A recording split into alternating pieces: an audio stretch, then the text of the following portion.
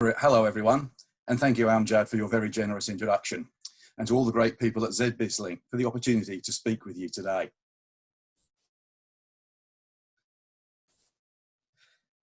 To bid or not to bid? That is the question. Like this passage from Shakespeare's Hamlet, bid or no bid is an eternal question for bid managers and sales managers. Bid managers need to be highly skilled at managing this critical point. Sales will always want to bid for everything, but that is rarely a good idea. In this presentation, I will explore the bid-no bid decision, or sales qualification as it is sometimes called. If you do not select the right opportunities to work on, then you will lower your win rates and waste resources. So first, let's consider what happens in the life cycle of a sales opportunity. Very few sales opportunities actually result in a contract in new business. What exactly is this process?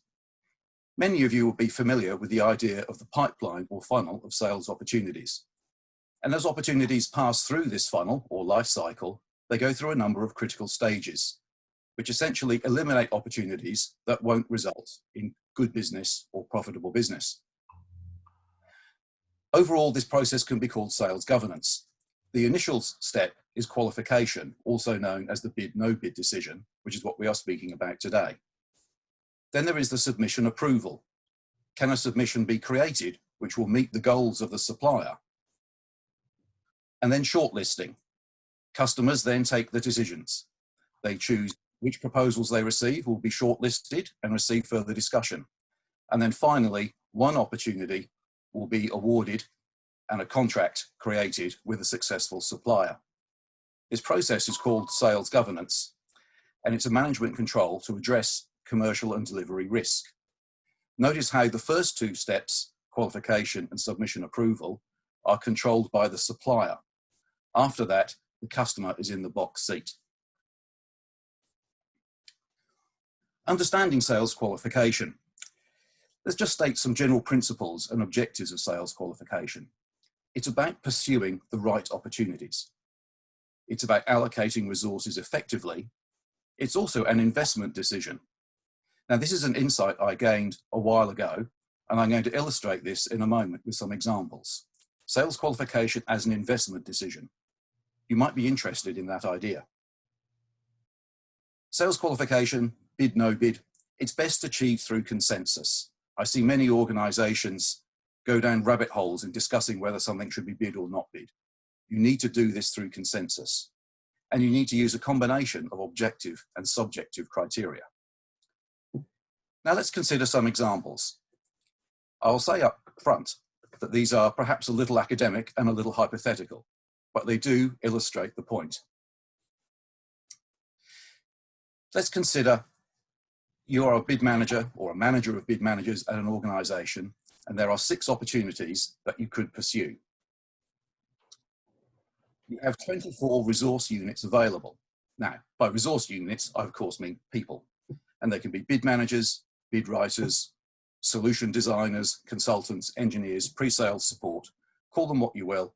Bids come about because a group of people come together and work together and deliver an outcome. In this opportunity, we have 6 sales opportunities and 24 units of resource available. So quite simply, that's 4 units of resource are available per bid. Each of these 6 opportunities is of equal value. However, 5 units of resource are required to be sure of shortlisting. As all bid managers would know, you need to apply a certain minimum amount of effort to be able to compile a compelling bid response and compliant bid response and present it to the customer. So what would happen in this opportunity if, with only 24 resource units available, you pursued all 6 of them equally? Well, the outcome is, if a minimum of 5 units of effort need to be applied to each bid, that you would submit 5 bids and none of them would be shortlisted because you hadn't focused on a particular set of bids and you had spread your resources too thinly. Let's take another example. Let's say we remove 2 of the opportunities from consideration and we pursue only 4 opportunities. Again, you only have the 24 resource units available to work on the bids, But now you can apply 6 units of resource to each bid. So you will exceed the minimum effort for being shortlisted for each bid. So what will be the result of this? Well, you'll be able to submit 4 bids, and perhaps some will be shortlisted. You will have just exceeded the minimum threshold for submitting a compliant response. Now suppose there's a complication in this scenario. Let's suppose that your competitors are applying between 6 and 7 units of resource to these opportunities. You now have a problem because your competitors are focusing more closely on 3 opportunities, and you will not be putting the same units of resource into that bid. So by removing 3 from consideration, you now have a total of 8 resource units available per bid, which is a higher number than the 6 or 7 units of resource that your competitors are making. So the outcome here is that you submit 3 strong bids, and they will likely be shortlisted, and you could likely win all 3 of the opportunities because you have focused your resources and exceeded the efforts of your competitor. So you've transformed this situation through sales qualification and by not pursuing all bids. By instead of pursuing 6 opportunities and not applying enough effort, and perhaps not even being shortlisted for any of them, by selecting 3 opportunities and focusing your efforts on those, you can beat your competition and you can very possibly win all 3 sales opportunities. So what do we mean by a good sales opportunity? Fundamentally, there's the old saying that people buy from people. Good relationships with customer management. That's always the sign of a good sales opportunity. You're getting plenty of informal feedback. There are multiple contact points with representatives of customers management in different parts of their organization. And so you have a good insight into their needs and how they work and what sort of solution might be acceptable. A good sales opportunity is also based around a clear need, or as I say, the customer has a business challenge that is in need of a solution. You also need sufficient time to be able to develop a bid response. A customer that is serious about holding a genuinely open and transparent procurement process will allow all suppliers almost enough time to develop a complete response. If a customer has a very short response time, like only 1 or 2 weeks, they possibly aren't being very serious. If they are giving you a longer time to respond, then there is a genuine opportunity and they are genuinely looking for a competitive solution to be provided from the winning supplier. You should also be experienced in delivering similar solutions. Experience always counts with the customer. So a good sales opportunity looks like other past successful opportunities that have led to contracts and profitable new business. Good sales opportunities are also based on your existing product and services portfolio. If the sales opportunity requires you to develop new services beyond simple customization, you're introducing an element of risk. And risk is finally what it all boils down to. Good sales opportunities have lower risk and represent a better opportunity for making profitable business. So how should you qualify a sales opportunity? Again, let me state some broad examples and principles. First of all, time is of the essence. A great legal phrase and one that I always enjoy. When you're qualifying a sales opportunity, perhaps the customer has already set the deadline for submission. You need to move quickly. You need to move rapidly and decide whether you'll be pursuing this opportunity or not. You cannot afford to have extended discussions. Sales opportunity does not always require a formal meeting. I'm sure, like me, many of you have sat in long formal meetings, allegedly trying to establish a bid, no bid decision. That's not always necessary. It's a decision. You can actually reach a bid, no bid decision and qualify a sales opportunity by a series of phone calls and emails without even going towards a formal meeting. As I said earlier, it's about reaching consensus. It's also important to engage many stakeholders from across your organization. And I mean those with a genuine interest in the outcome of the opportunity. This can be service delivery people, operations, logistics, support, Everybody who will be involved in the delivery of the solution should be consulted if a sales opportunity seems to present a level of risk that might not be acceptable. These stakeholders might actually be able to provide solutions that sales hadn't already thought of. So stakeholders give you a broader perspective on what the supplier's organisation can deliver for this opportunity. And to be fair, you should always use consistent criteria. You simply cannot play favourites. You need to look at each opportunity objectively, but also use some subjective criteria to establish what is a genuinely promising opportunity for a supplier to pursue. And try to reach a consensus view. When it comes down to voting or totting up numerical scores, it can get very distracting. You should really only pursue opportunities where everybody clearly sees that there is a benefit to the organisation in pursuing that bid. So much for the theory. What are the practical aspects of qualifying a sales opportunity?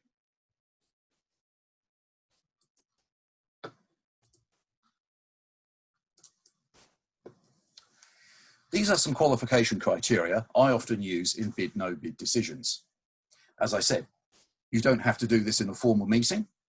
You should just be, as a bid manager, mindful of these sets of criteria and start asking these questions of sales, of delivery, of operations, and forming this consensus view about whether an opportunity really is worth pursuing. The most important question to consider around a sales opportunity is how well do we understand this sales opportunity? How well do we understand this customer and their business challenge? Pursuit management is measured over months, if not years. That deep understanding can shine through in your proposal and help you create a compelling response for the customer.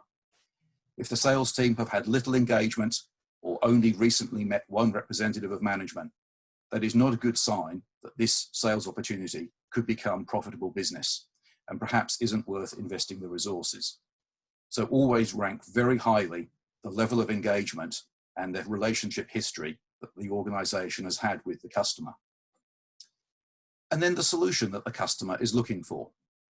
How well do we actually understand the customer's business challenge?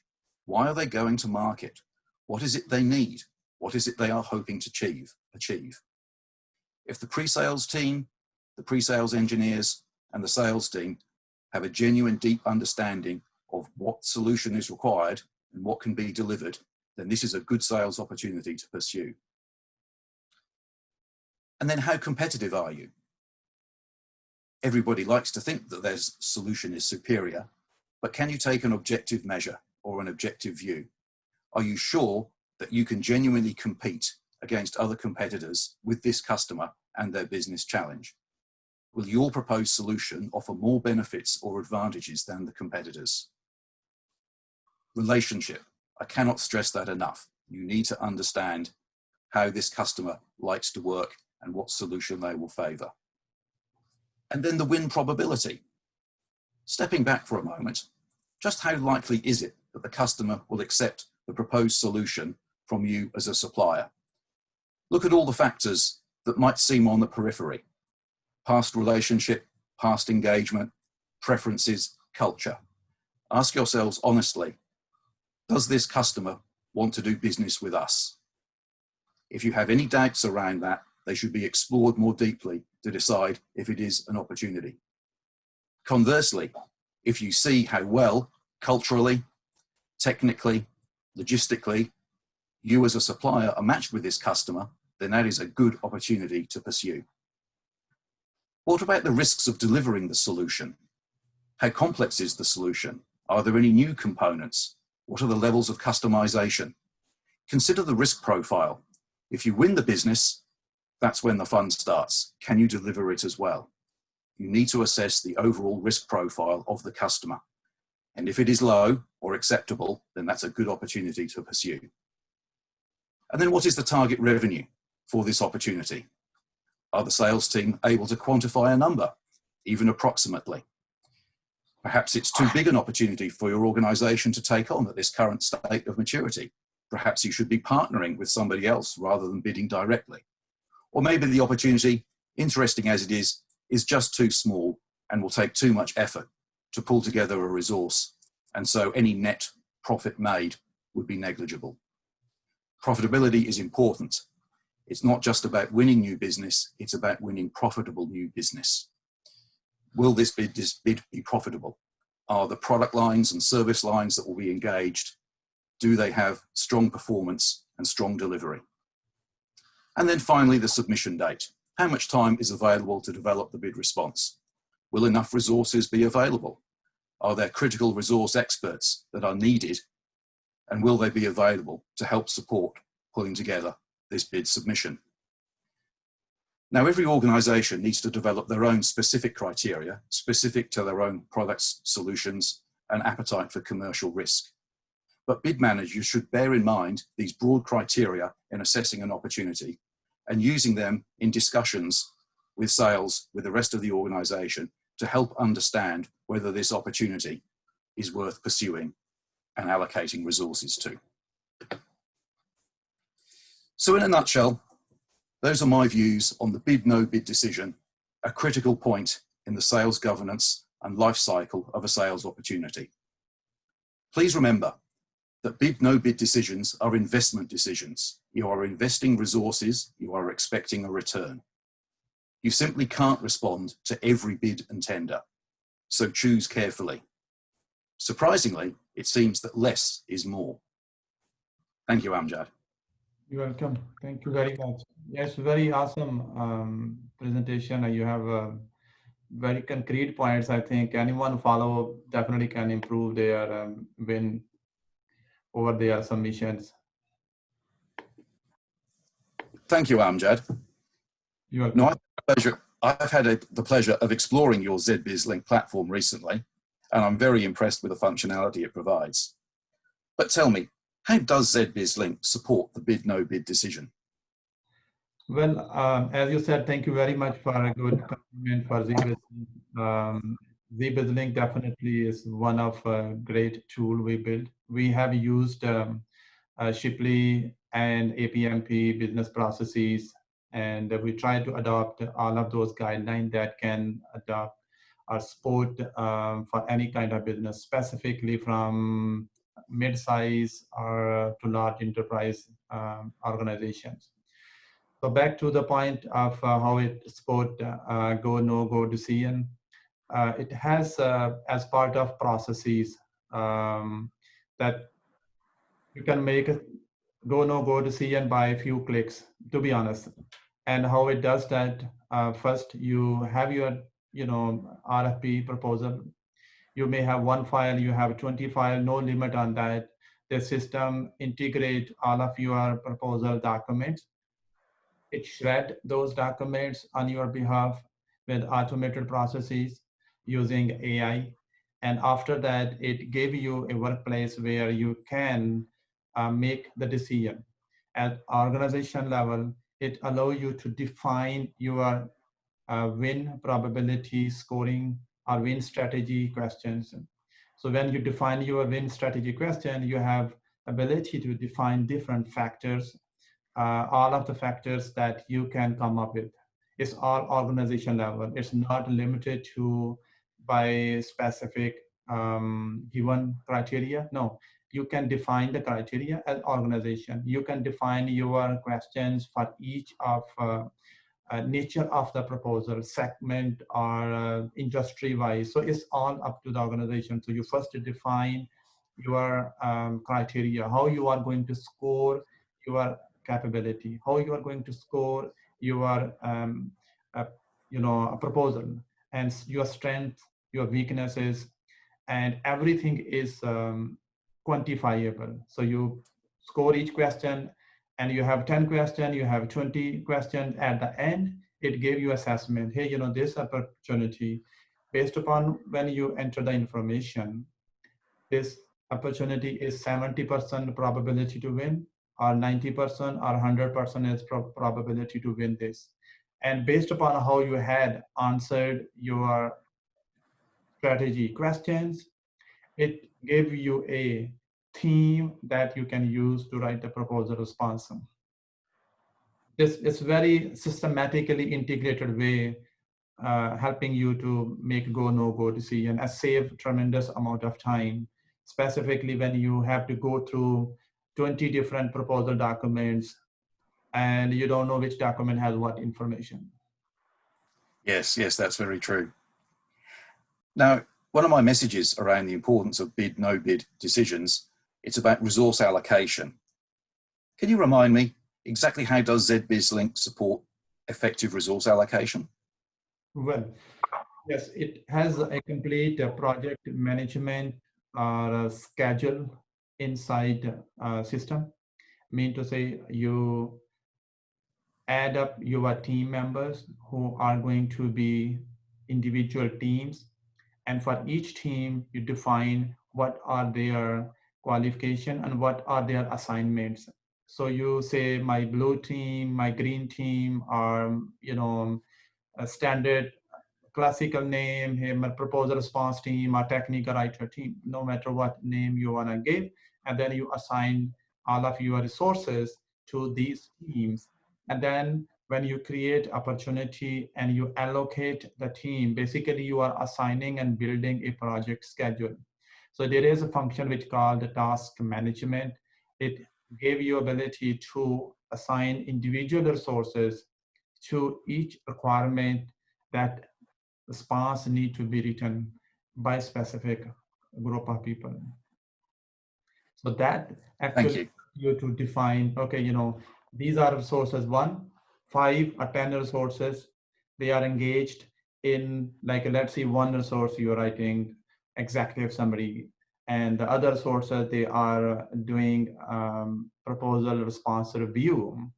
And so you have a review team, and then those resources will be allocated only to review. They would not be able to do any modification to your proposal. That because this is all is processes. We try to bring the processes so that you can,